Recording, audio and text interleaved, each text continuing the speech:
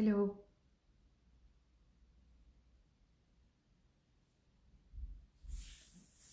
Hi everyone. Good evening. Welcome to my Ayurved live series.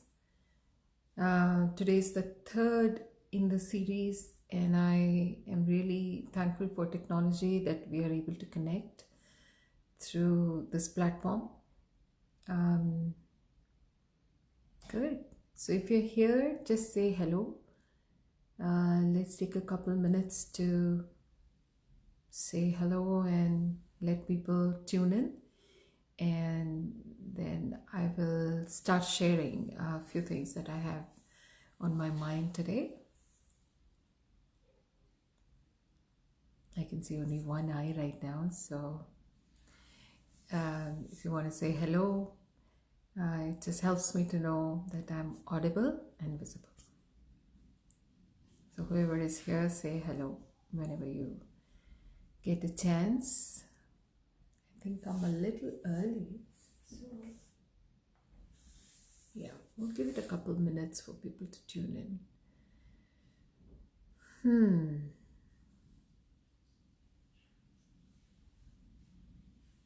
Hello. I see someone else has joined. Just say hello in comments. That's really nice to hear hello. 3 eyes now. Okay, who's here? Okay. Just say hello to me in the comment section so that I know I'm audible and visible. I'm sure I am, but it's good to hear a confirmation. So I'm going to hang around few more seconds actually, not a minute, to hear from you, and then we'll get started. Okay, all right. I have some notification now, so means I am live. Okay. All right. Once again, welcome to my Ayurved Facebook live series. Today is the third in the sequence. Why, Sherry? It's always on my page. Okay, Sherry, I'll send you a personal message next time. Namaskar, namaskar. Okay, so I'll get started. If you have been following my page, I think okay, I'll speak louder. Thank you. Thank you for the feedback. So if you have been following my page, you know that I'm going to talk about Agni today. Is that better? Is the volume better? I think it was also the cell phone was a little low on the volume. Am I audible now? Okay, I am going to assume I am. So, if you have been following my Ayurved page and the event page that I have created for the live series, um, okay, could be network issue on your end, Sherry. Am I streaming continuously for everybody else? Please let me know. I don't see any stoppage on my end, so I'm not sure. Okay, keep chatting with me if you have any issue hearing me or seeing me. Good. So as you may have seen on the Facebook page, thank you, Ram. I'm going to be talking about Agni today. It's a very critical key topic in Ayurveda. We are direct, our health is a direct result of the state of our Agni. So I'm going to try and cover in a very simple manner, in a very understandable manner, because I know a lot of people who are tuning in right now and who are going to listen later on are not necessarily from the field of Ayurveda. I'm going to keep it very understandable, and keep chatting with me if you need to know the meaning of any term that I use, which I'm going to try and avoid actually. No technical terms, no, very complex Ayurvedic terms. So, The topic for today is take care of your Agni and Agni will take care of you. Okay. So Agni is a Sanskrit term, and the simple translation of the word Agni means fire. Okay. Historically, fire is the invention of fire was a very important one. It was a game changer. It changed the way human beings lived. It allowed them to become agrarians and a more settled species versus the wandering nature of their life prior to the invention of fire. And as we see in the nature around us, the use of fire is multifold. Within our homes, we use fire to cook the food we eat, to bring it in a form that is eatable. And when I say Agni, it's not just the fire, it is any kind of heat principle is denoted by the term Agni. So just with that broad understanding, now let's dive into the topic how Agni is present inside us and how critical it is for our health as well as immunity. That is the key thing in context of the current crisis. The relation of Agni to immunity is also something I will try to establish today. How many of you have seen the picture that I have put of Agni, the small write-up that I had put up on the My Ayurved page and the event page for today? Did you all see what I have written about Agni? I have a printout here, but the camera is going to turn it, so anyway, so I'm going to assume that you have seen it, and if you have not, you can go back and see it. So I have mentioned two things right in the beginning, that according to Ayurveda, immunity is directly dependent on. So Susan, you can go on My Ayurved and you'll be able to see, or you can go on the Facebook Live event page and you will see I have put up a picture there that I'll be discussing this today. So immunity, very broadly speaking, is dependent on two main key factors in Ayurveda. One is Agni, and I'll talk about it, and the other is Ojas. Ojas, I will not be talking in great detail, but Ojas is primarily the essence of the tissues in the body. It is a measure of the health of tissues in the body, is how, is the most simply I can say, I can put it. So Ojas is an indicator or a factor that allows you to measure the health of the tissues in the body. You can say like that. So if Ojas is low, then the health of the tissues is low. That is what it indicates. And the health of Ojas itself, or how optimal it is and how much in balance it is, also depends on the health of the Agni. So although immunity depends on two major factors, Agni and Ojas, the health of Ojas itself depends on the state of the Agni. Yes, I do. I do. I am Muhammad Hussain. Yes, I do.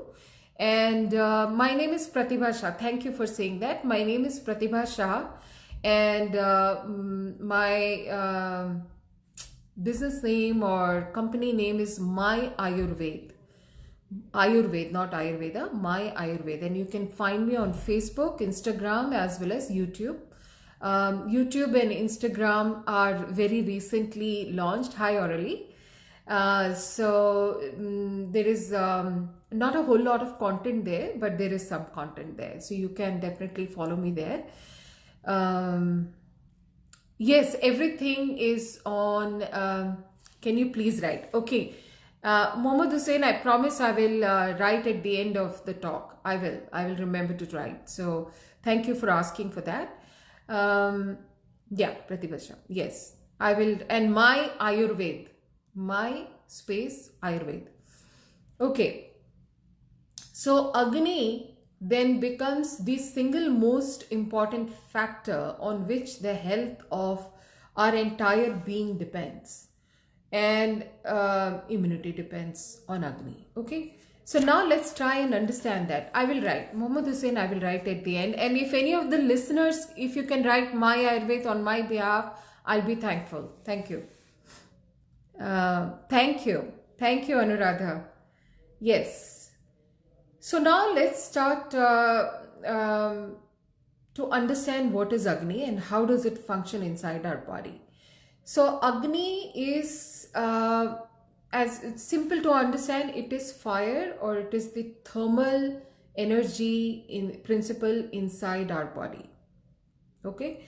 Now think about when we eat, when we operate, when we function, what keeps us going?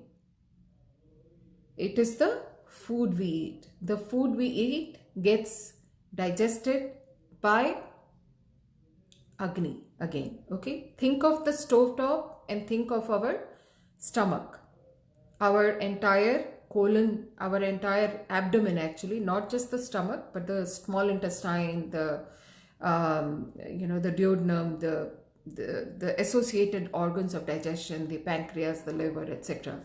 So this entire system is representative of the main Agni in our body. According to Ayurveda, there are 13 Agnis, but the main Agni is Jaఠragni.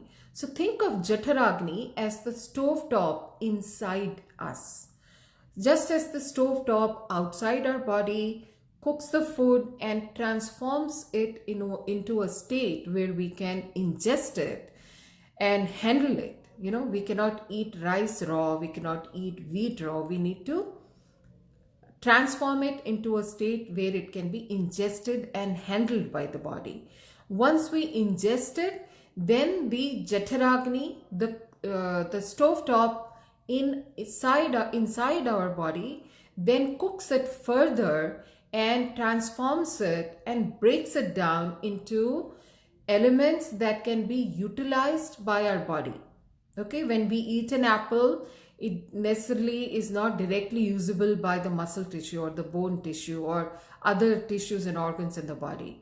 But when we process it through our gut, through our cooktop inside our body, then it gets transformed into entities that can be utilized by the cells and tissues of our body.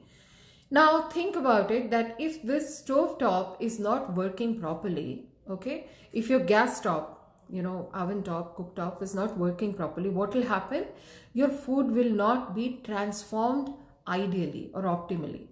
Same thing happens when our internal cooktop, which is Agni, is not in an optimal state. Then what happens? That uncooked material results, and what the fuel that the body needed, it did not get it. So there is lack of energy, there is fatigue, and there is leftover unrecognizable material, which then acts like a toxin in the body, and that is called ama. But I'm not going to talk much about ama today. So that is the primary function of Agni that I want you to understand today, is transforming what we ingest into elements that can be recognized and used by the body. And then come the other 12 Agnis, which are basically the 5 Bhuta Agnis and the 7 Dhatva Agnis. And you don't have to remember these terminologies, but I would like you to think about it in this way, that every cell and every tissue has its own innate intelligence. Okay, every cell is a complete living entity in its own. It has its own little mini world. Okay, the cell is also on a day-to-day basis eating, functioning, means it has its job, it has its tasks lined out every day, and then it's also pooping out. Okay, depending where this cell is, it may also be contributing to specific functions. For example, if the cell is in an endocrine gland, then its function is to secrete out some kind of hormone. Okay, if it's in the stomach, its function could be to secrete hydrochloric acid. If it's in the pancreas, its function could be to secrete pancreatic juice, etc. So every little entity in our body is a complete being in its own. Now, if their own internal innate intelligence, which is the cellular Agni, think about it, is under functioning or suboptimal, the cell will also have trouble processing or completely assimilating what it is supposed to assimilate, and also trouble eliminating from the cell. Okay, all the functions of processing, assimilating and eliminating are all impacted but if the cellular Agni is also under functioning. So what happens? Cellular intelligence is extremely important in determining our state of immunity, because every cell has an innate intelligence to recognize what is me and what is not me. So what is me, what is self, and what is the other. And this is what the primary function of immunity is to recognize what is self and what is the other, and then the rest follows. Once the other is determined and recognized, then the immune system evokes a response where the other needs to be eliminated or removed. And when this intelligence is disturbed, then the differentiation between the self and the other is diminished or eliminated, whereby one sees an autoimmune response. Okay, that is where autoimmune diseases germinate. Look up the triad of autoimmune diseases. I think I mentioned it in one of my previous lives. But this is very important to understand, that every cell, every tissue, every organ, and then our entire being has its own central Agni or fire. And this fire is very important, okay? Now, in the real world, means in the world outside us, what happens that for sterilizing, for autoclaving, for sanitizing, don't we use thermal energy? Tell me yes or no. What is the best way to, unfortunately, how are we burning the corpses at this time? I do not share my number, Mr. Hussain. My website is good enough. You can send me an email from there. There are many ways to contact me through social media as well. Thank you. So in the world outside us, we use fire to sterilize, to sanitize, and to clean. Whether it's direct fire or thermal energy. Is that correct? I'll give you another example. When we go to clean our kitchen sink, when we have been using it for several days and we haven't had a chance to clean it, it becomes greasy and grimy. Would you use cold water to clean it, or would you use hot water to clean it? Any one or two people can answer. I just want to make sure I'm making my point. Would you use cold water to clean the grimy kitchen sink or hot water?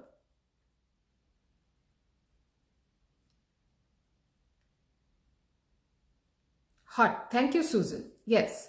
So I think that point is clear, that for cleaning our insides also, when we are talking about, see, first of all, we have to understand that from the mouth to the anus, it is a continuous pipe.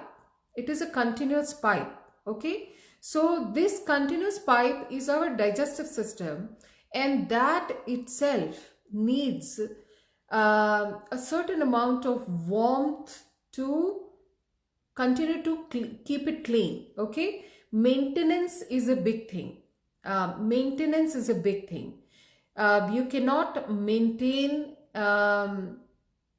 the health of the colons without periodic cleansing. Okay, I'm not talking about deep detox or panchakarma or specialized cleaning therapies. I'm talking about day-to-day cleaning, like every 2-3 days we are doing vacuum and other things, right, to clean, keep the house clean.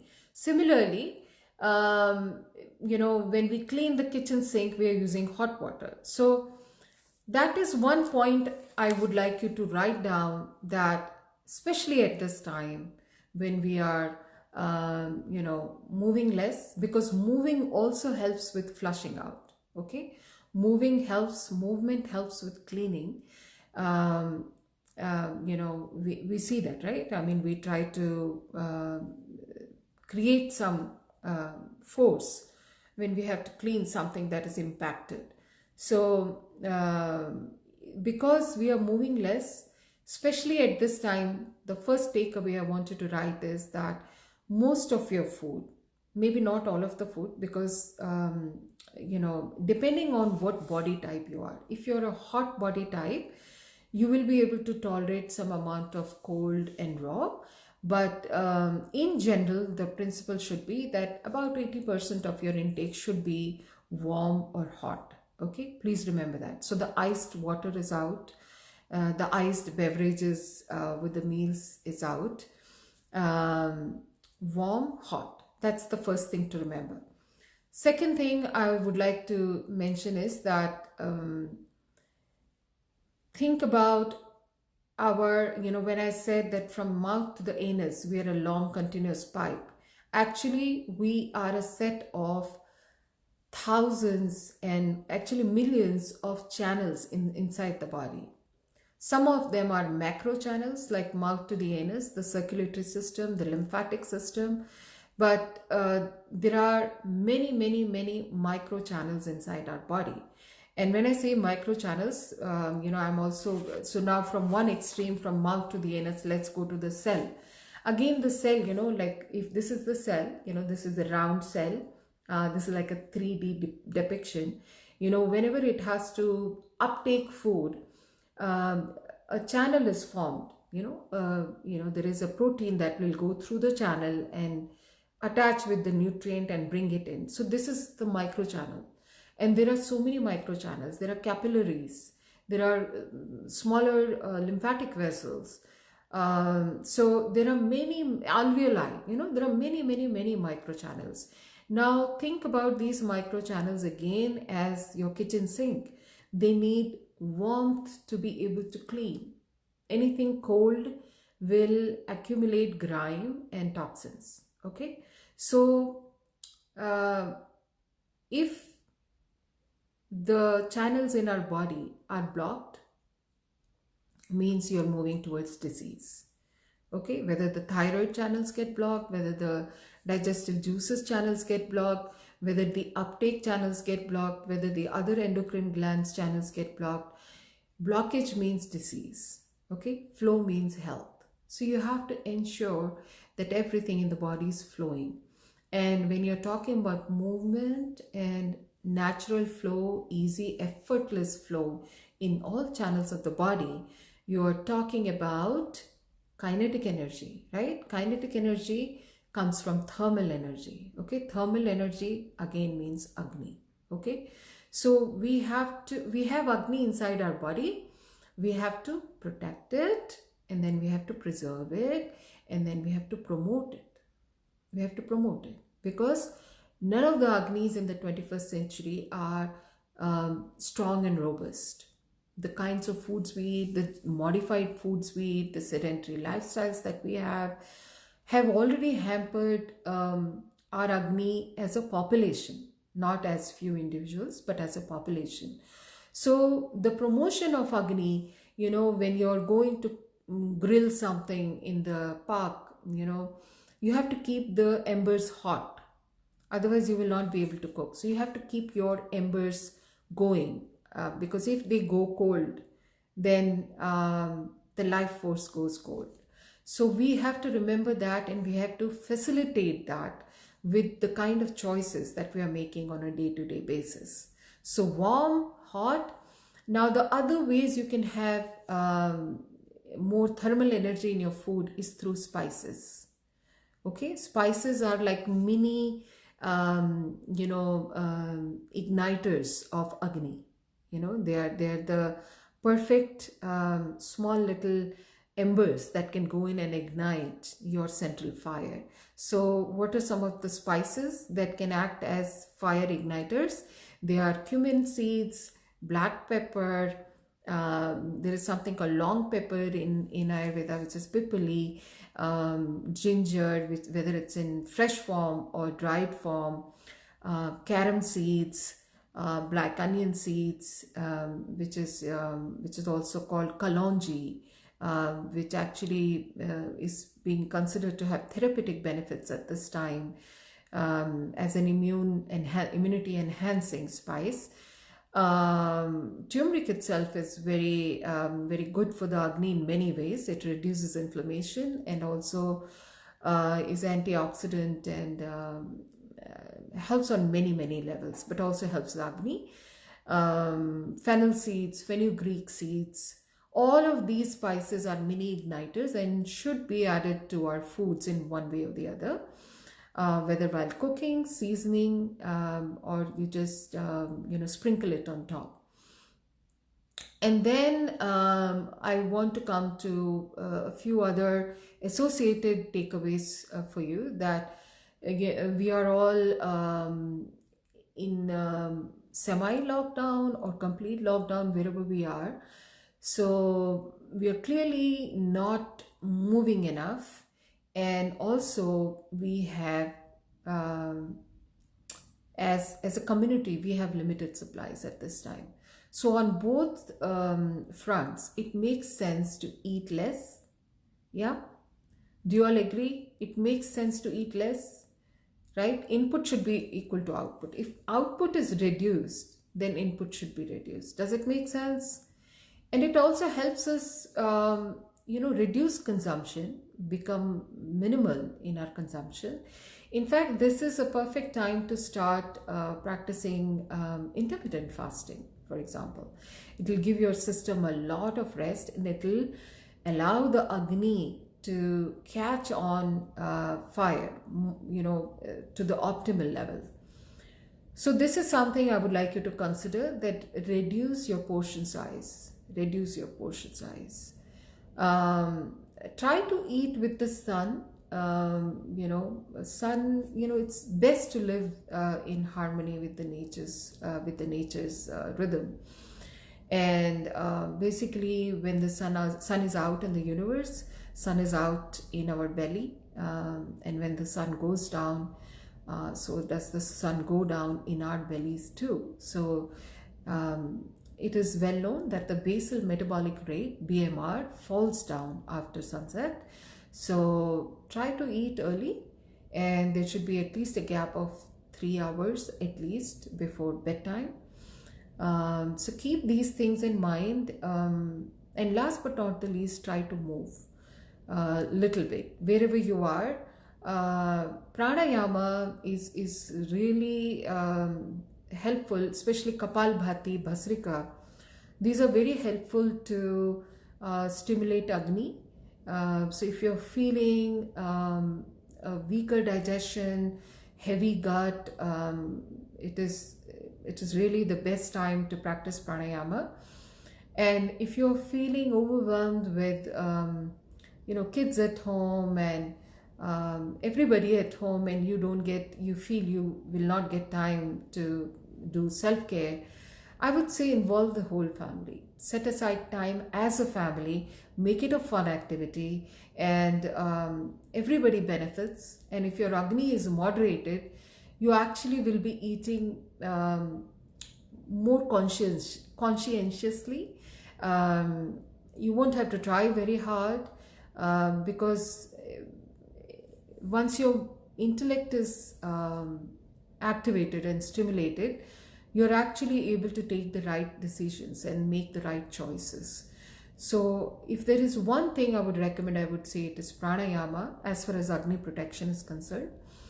And once your Agni is good, your micro and macro channels are patent. your immunity is definitely going to be much more stronger. And I want to say a couple things here that there is an information overload right now on all of us, and we are listening to many mixed messages as well. And there is a school that is saying that immunity is not that important. We have to focus all our energies on finding a vaccine and whatnot. And the important thing is that these are not mutually exclusive, first of all, and not everybody is working on coming up with a vaccine. And I'm not going to discuss vaccine, their benefits or harm or whatever here. But you as an individual, what you can do, you must do. Let's say if Mars is going to attack tomorrow, and we say, hey, we don't know what the Martian army looks like, and we don't know what they have in their arsenal, and so we are just going to sit and twiddle our thumbs. That's not a very smart thing to do. Even if we don't know what the Martian army looks like, what kind of weapons and armory they have, we will take out whatever we have, whether it's a stick or a sword or whatever we have, we are going to take it out and we are going to probably sharpen them, sit and sharp. We are not going to sit quiet. That's all this is. It's very commonsensical that our immunity is our army, and if we can sit down and sharpen it, I mean, it's clear that the virus is a tricky one, and once it gets inside the body, once it gets past all the defenses, our immune system, then the scene is really bad. But before things get bad, it has to first of all get into our system, number one, and number two, it has to first get past our army. And if the army is not there, then obviously it's going to wreak havoc inside the body, right? I want to share one recent, very surprising finding that has come out of studying the homeless population in Boston. I don't have the numbers in front of me, but a large number of homeless people in the Boston homeless shelter were found to be COVID-19 positive, but completely asymptomatic. So have they been exposed a lot, and is their immunity up because of that reason? There are many ways to activate the immunity. So while we analyze that, and while we try to understand what are the factors that have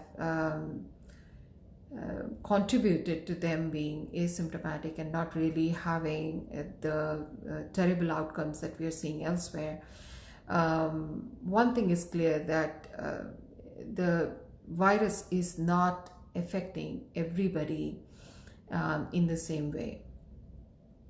So this is something I really want to emphasize, that we should not sit down and twiddle our thumbs and worry about who is saying what at this time.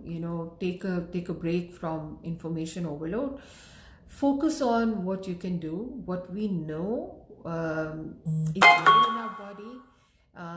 What we know is our own army. We have to sit and put the army together, put a strategy together, and with God's grace, we may, if we end up facing the virus, we may end up doing far better than what fellow human chance to experience. So yeah, these are some of the points I wanted to make. I hope this was helpful. Please take care of your immunity. Eat whatever you're. This is not the time for cold foods, cold beverages, heavy foods, creamy foods. This is the time for warm, spiced up, easier to digest, nutrition dense foods. Clean foods, very important. Clean foods. Try to get clean sourced foods at this time, because any load of pesticides is also detrimental to our microbiome. Natural probiotics, very good at this time. Sauerkraut, miso, kimchi, kombucha. Homemade yogurt, these are really good things. I have been cooking fresh every day, and I have been posting about it as well whenever I can. So these are few things. So take care of your Agni, and Agni will take care of you. With that, I want to give a few minutes if anybody has any questions before I end my live. And if you have any comments also, I invite them. But I do want to leave you with this. Take care of your, and any spices or immune building herbs, teas, I do have a good stock, and I am shipping. Please get in touch with me. Susan, could you type my email, please? Pratibha@myayurved.org. So with that, I want to open up for a couple minutes. If any of you have any questions, comments, I would be very happy to answer.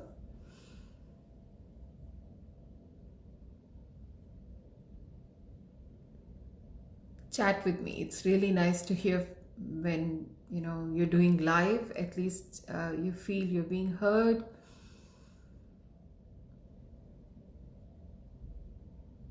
Thank you, Anuradha. You always tune in. Thank you so much. And next time also, I plan to come to you with something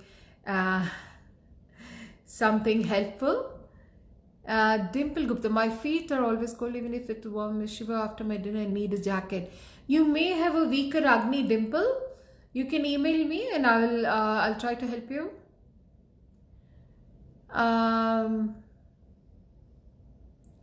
Best foods, light foods, warm foods will be best. Add spices. Spices I have already mentioned: ginger, cumin, carom, black pepper, long pepper, carom seeds. Food is food, Muhammad Hussain. Food is food. Just get clean food. Food is meant to nourish us. Your processor needs to be good. Your processor needs to be good. Just get clean food, and rest is already on autopilot in our body. Clean food. I wouldn't even say good. There is nothing called good food. Clean source and nutritious.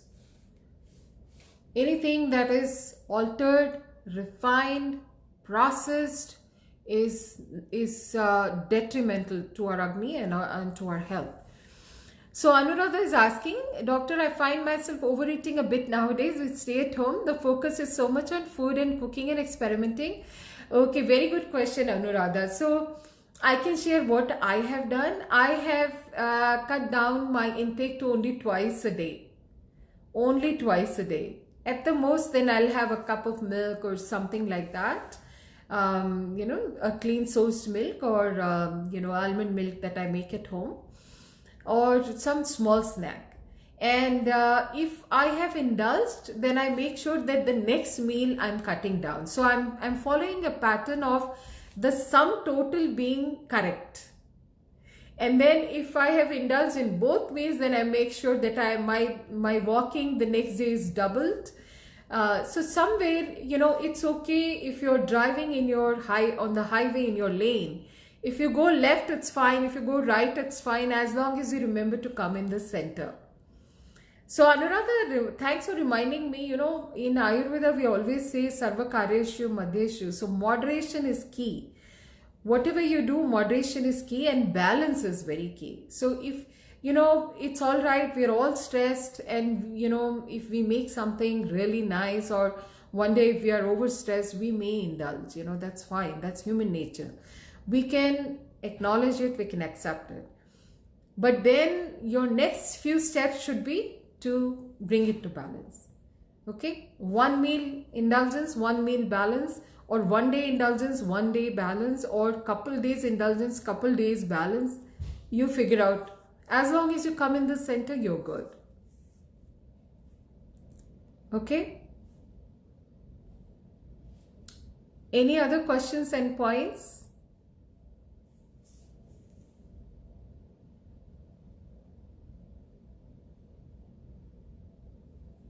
And I think as parents, I think we have to lead the way. And at this point, I also want to say, if you want to involve your children or other family members in the kitchen work and other work, I think that'll take a lot of stress off of your plate, and it will also, whatever you're taking away from here, share it with the family. I think that's an important thing I want to say, that share it with the family and bring everybody on board. Don't become the sole, captain of the ship. I mean, you can remain the captain, but you should have plenty of delegates around you. I think that's very important, because it becomes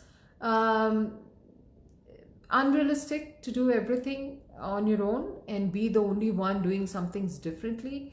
So change the culture of the house. I think that's very important. When the culture of the house changes, everything will change, and things will become more natural than effortful. And if you have a teenage and if they are having a certain way of living, you can leave them alone. That's fine, because student life is a atypical period of life. Let them be, but keep modeling the behavior. That is important. Keep modeling the behavior, and they will autocorrect. I can assure you, they will. Any other questions?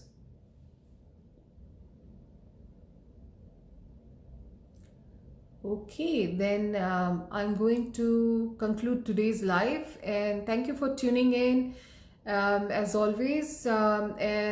Remember what we talked about today. Take care of your Agni, and I guarantee Agni will take care of you. Okay, and with that, namaste. Stay well, stay safe, practice social distancing, and stay indoors unless urgent. Namaste.